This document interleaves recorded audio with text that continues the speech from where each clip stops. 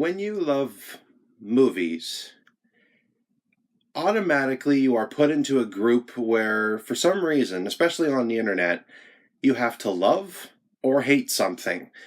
And if you love it, you're going to have people that hate you or write Twitter posts or Reddit feeds or blogs about why you're wrong and why you can't have your own opinion because something sucks. And if you hate something that somebody else loves, it's pretty much the same thing, and that truly is unfortunate because I've seen so many times how people, for example, liked The Last Jedi, and as soon as somebody said, I loved The Last Jedi, the directions it took, how different it felt, and it felt like a refreshing part of the franchise. That wasn't my view personally, but when people felt that way, there were all kinds of blogs and posts saying that because somebody liked a movie they didn't, they must have been paid off by the studio or compensated in some way to give it good ratings when in fact it wasn't very good. Captain Marvel is the 21st Marvel movie in this massive cinematic universe that they have created.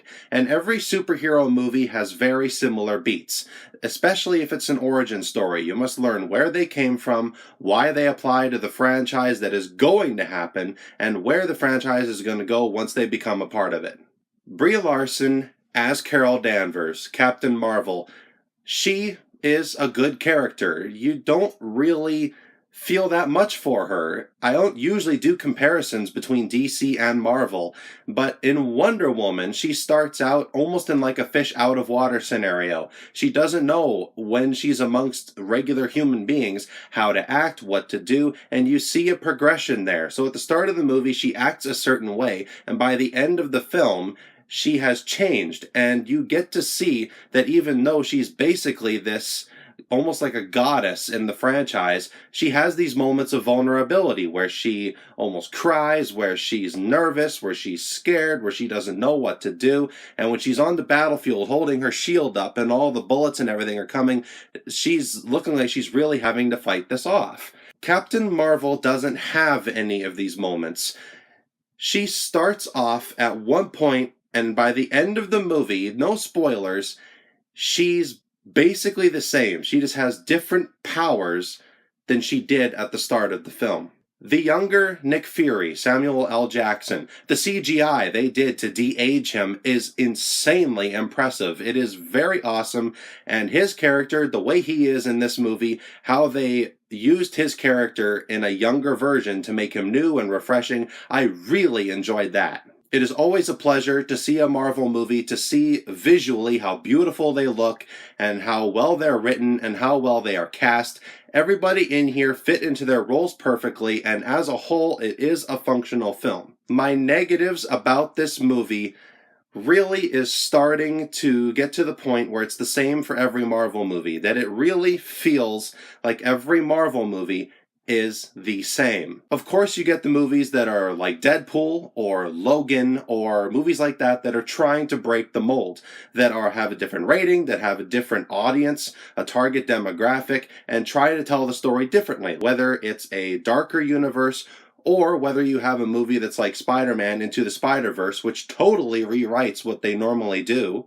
This movie feels the same as so many other Marvel movies. It has the generic bad guy that the superhero has to beat, and there's powers that this super character has that are going to defeat it, and you know that this character is going to win somehow at the end of the movie, or there's going to be a suspenseful cutoff at the end of the movie to spawn a sequel that we all know we are going to get. This movie feels like it is trying to set up a franchise of Captain Marvel films, and that is fine. I look forward to seeing where this character goes in the future. It'll be nice to see where this character goes, what she does, what she develops into, the other characters she might meet.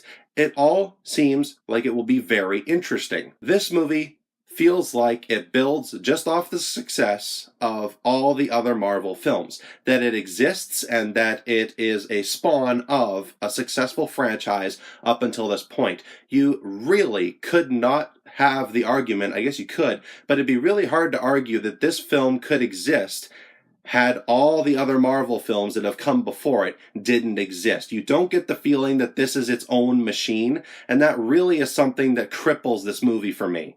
It is an entertaining film. It is by no means a bad movie. It's just, at this point, after 21 films in a franchise, you expect something to be different. You expect something to be refreshing, and apart from the younger Nick Fury, the camaraderie between him and Captain Marvel, and all the stuff it's trying to set up, apart from that, and the part that it's Captain Marvel, and you've never seen her on screen before, there really isn't anything that's new here.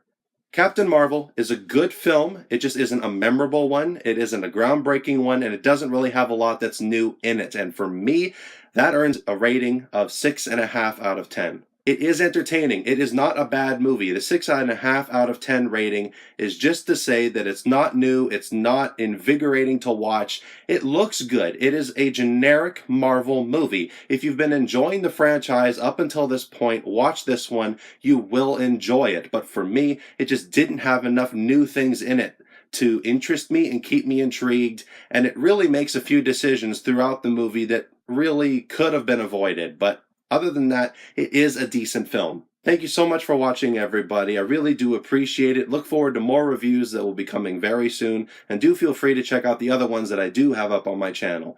Remember, you guys matter, and I will see you in my next video. As always, take care.